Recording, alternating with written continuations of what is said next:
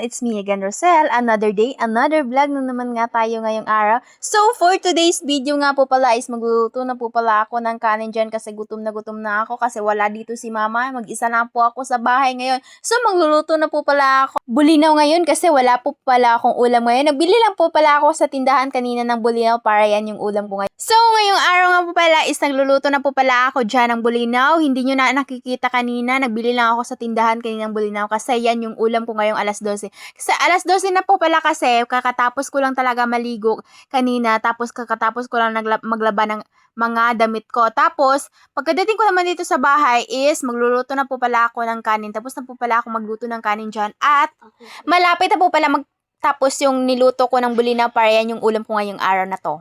So, nilagyan ko na po pala siya ng suka dyan at ini-shake-shake ko na po pala dyan para matapos na kasi maluto kasi nagugutom na talaga ang baby na. So, pagkatapos nyan is, nilagay ko na po pala siya sa pinggan kasi kumain na ako. Pero, may isa pa akong lulutuin is magluluto muna ako ng noodles para may sabaw naman ako na iinumin. Nilagay ko na po pala siya ng tubig dyan para pabubukalin ko nga po pala. At nabubukal na po dyan yung nilagay ko na tubig kanina at tapos nilagay ko na yung noodles tapos nilagay ko na rin yung sagol niya. Tapos ako kasi hindi ako talaga mahilig sa mga ganto-ganto ganyan at masarap ng pagkain. Kung ano makikita ko dyan, yan yung kakainin ko. Hindi kasi ako mapipili sa mga pagkain na halimbawa hindi ako kumain ng bulinaw pero hindi ako kasi maarte na kumain ng hindi kumain ng bulinaw. Kumain talaga ako ng bulinaw. Hindi naman kasi dahil sa mga... So, tapos na po pala ako magluto dyan at kumain na po pala ako ng kanin dyan kasi gutom na ako kasi kakatapos ko lang po talaga maglaba. So, nakikita ko na po pala dyan, 4 yung itlog dyan kasi gabi na po pala is wala pa si mama. Ako na lang magluluto ng ulamin namin sa gabi at kanin. Tapos na po pala ako kanina magluto ng kanin kasi hindi ko naubos yung kanin ko kaninang umaga at alas 12. Pero nagluto na talaga ako. At kumuha na rin ako ng itlog kanina at 4 yung itlog ko na binabatil ko at gagawin ko siyang scramble kasi dumating na yung mga kapatid kong. At pagkatapos ay ni-shake-shake ko na yung scramble. Pero nakatingin naman ako dito sa may bigas namin, madami pa kaming bigas. At kita nyo naman dyan is magluluto na po pala ako ng kanin kasi kulang yung kanin namin kanina. Kanin ko kanina niluto kaninang umaga at nagluluto na rin ako ng kanin dyan at at hinugasan ko na po pala yung bigas dyan at 2 beses ko po pala siyang hinugasan kasi hindi talaga kami mahilig na hindi hinugasan ng 2 beses yung bigas namin. Kailangan 2 beses namin hinugasan yung bigas namin para masarap kasi yung bigas kung 2 beses mo siyang hinugasan kasi. So, tapos na po pala akong maghugas ng bigas dyan. At nakikita nyo naman dyan is yan yung niluto ko ngayong araw na to. Yan yung ulam ko ngayong araw na to. Tapos gabi na po pala. Tingnan nyo naman yung mga paligid ko po pala dito sa amin guys, gabi na po talaga. At tingnan nyo naman yung araw na to, alas 6 pa siya ng gabi at nakikita nyo naman yung langit dyan guys, makulimlim na po talaga at malapit na pong umulan. Ay hindi!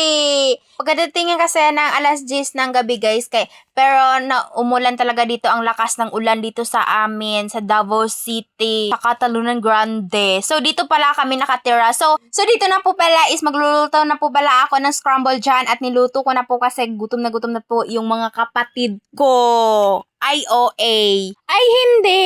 At tapos ko na po pala siyang niluto at tapos na po palang niluto yung scramble dyan at nilagay ko na siya sa lagayan niya, be.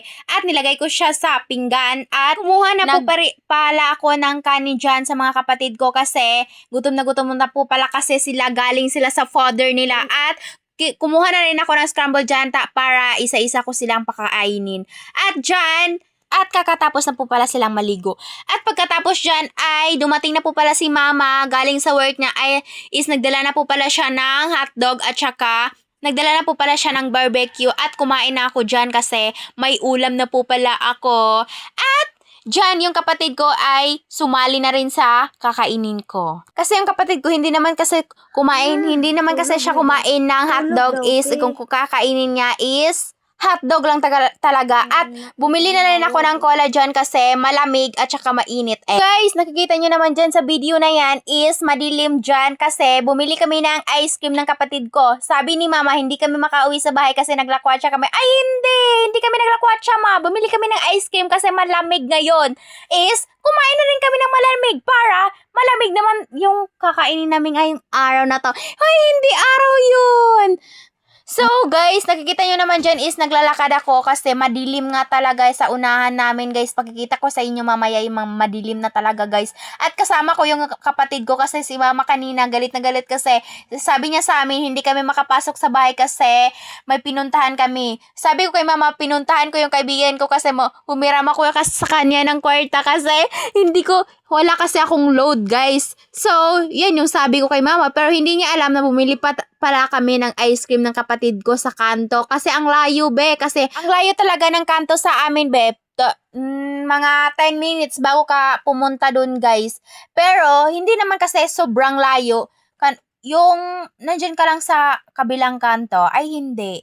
So guys, ang dilim nga po talaga is nag-walking kami. Hindi walking yan nagbaktas lang kami guys. So guys, malapit na po pala kami dito sa bakery at saka bumili na rin kami ng ice cream ng kapatid ko kasi ice cream nga po talaga yung tuyo namin dito sa bakery, hindi pan. Ay hindi! Bumili na rin kami ng pan kasi guys, yung pipiliin namin dyan is yung milk talaga, milk na ice cream kasi yan, yung kapatid kong isa guys is naiwan sa bahay, hindi niya alam na bumili pala kami ng ice cream. So guys, pauwi na po pala kami sa bahay ngayon dyan na po pala nagtatapos yung video na to.